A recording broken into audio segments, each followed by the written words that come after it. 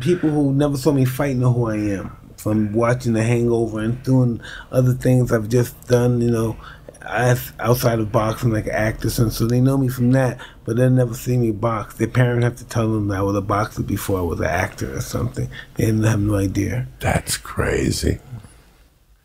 They said, Mike Tyson, is Mike Tyson an actor? No, he's not an actor. He's a boxer. They don't understand. You know, I watched all your fights. I get out of jail. I'm put in a halfway house. I'm working at a car wash as a host. And I'll never forget, I came up hot for a UA. It was my second one in the halfway house, and I wasn't allowed rec time. So I missed the Buster Douglas fight. It's like God didn't let me watch. They didn't want you to watch. They didn't want you to cry, baby. Fight. And the next day I was fucking like, you know, hey, this was 20 years ago. We could talk about this shit now. You know what I'm saying? They want you to cry. Like the next day was the weirdest thing. Like God didn't let me watch my main dog fucking do his thing. How crazy is that? That's why I said you and I have similar lives, Mike, in a lot of ways. But I know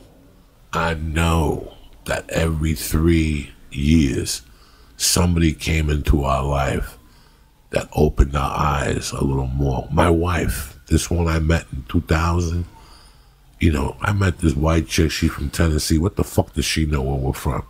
You know what I'm saying? She watched the motherfucking Sopranos. And one night, you know what this bitch said to me, Mike? Fell in love with you? No. I was coked up. And she said something. I fall in love with the motherfuckers that call me out. Because they see something that nobody else does. You know what this motherfucker said to me one night in the middle of my coke out when we got back? She goes, I've been dating you for 8 months and I could tell that you were raised without a mother. At that time, I had two options. I could have picked her up and thrown her out the fucking window.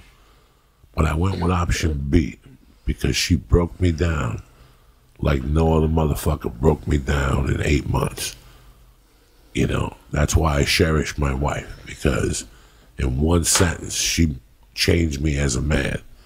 How I had to fucking act from now on. I wasn't acting like a person. She said I was missing somebody's love. You ever have somebody say some like shit like that? No. My wife, what did my wife do? My wife just said, we're going to do this. Don't worry, it's going to be all right. We're going to do some movies. We're going to write some plays. We'll be able. I ain't didn't know what I was going to do in my life. So what the fuck am I going to do? And here you are doing podcasts. Yeah. I mean, listen. Making plans to build a fucking stadium. Listen. You're sober. You look good. It comes a lot to do with luck. Trust me. I'm a great believer in luck. Great believer. I believe in luck, but I also believe that we got to get ourselves to that place to be lucky. No, I believe the harder you work, the more lucky you are. You really believe that? Yeah, I work real hard, and I believe that's why I get the edge, because I work harder than everyone that was in my life. I mean, when I went down to your studios and you were showing me all the things you had planned, I'm like, when the fuck is Mike Tyson gonna fucking find time to do all these things? I mean, I had no idea about the Egypt trip. I mean, you don't stop moving. Yeah, so stay alive. I'm the kind of guy. You're a shark. You're a fucking shark like moving, me. I'm useless. You work 7 days a week. Do you not? Even if I complain, let me just go, because I'm useless if I don't work. And when you're not working, you're thinking about the next fucking move. Yeah, that's a really that can start depression and stuff. What's that? Not doing it, being idled. I'm always thinking about the next move. My mind, I could be looking at you, talking to you. That's why I need that. I smoke that reefer for 2 reasons. It's the only thing I have from my past. It's a teddy bear from my past when I was Jose Antonio, and it was there when I was Coco, and it's there now when I'm Joey Diaz. You know what I'm saying? Like, Coco must have been a motherfucker. Coco was. Coco was son. That name Coco. Coco was a name given to me by my father before he died because of how white my skin was. So they called me the inside of a coconut. I didn't like it for a long time. But I didn't like Jose Antonio either. Jose Antonio was a cunning motherfucker. He didn't do drugs, but he fucked with people's heads at an early age. You know what I'm saying? Jose Antonio was a stone cold hustler. Jose Antonio was a kid that from the age of 7 to 16, he didn't care about pussy. He cared about how to make money and get out of his mom's grasp. Like, the more I could stay away from my mother and her giving me money, the better we were off. We had an understanding, because if I took a 20 from my mother, I had to take her bullshit.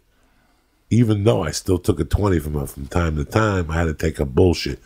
But I wanted to be independently free. I delivered newspapers. I sold flowers on the corner of 86th Street. I robbed trains. I robbed punks and knocked on people's door and sold the punks for $1 a piece. I was a one-man fucking I need to make money machine. If I went to Chinatown Lee, you want a T-shirt from Chinatown, a Bruce Lee T-shirt? Yeah, it costs $12.50. No, it don't. It costs $9.99. No, that's the shitty one. It costs $12.50. I'll prove it to you. I would make $3.50 on the transaction.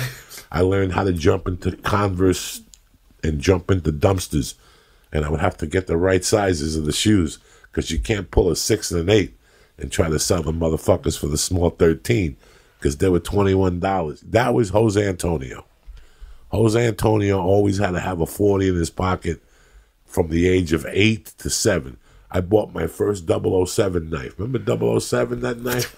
That big fucking knife I bought. It had 007 on it. 007 on this motherfucker. It was gigantic. It was big, too. You couldn't even put it in your pocket. Like a buck for cutting buck. Oh, my God. You had to put it in your side pocket. You had to figure out a way how your mom can... No, fuck your sock. It wouldn't fit your sock. It was a Rambo knife. I had one when I was 8. My mother found that knife, and next thing you know, I was in Catholic school getting beat up by nuns. My mother was like, I'm not going to tolerate you having that fucking knife. Well, how old were you the first time you carried a knife? I was young, 10 probably. Damn. Nobody would understand these stories, Mike. That's why I was so... You're such a breath of fucking fresh air. Today, you're an ambassador of God. You know that? Isn't that a trip to think of who you were first? That's all my life consists of, beating somebody. And today you're an ambassador of God. My life consists of beating somebody. Get closer to the mic. My life consists of beating somebody every day. If someone says, "Man, how can I play him?" Oh, he's too big. Let me go and get my friend and call them and walk with him and let them rob both of us. If I wouldn't look like I'm involved, I would always plan and stuff. We're going in like fucking Marines. You understand me? Welcome to church, motherfucker.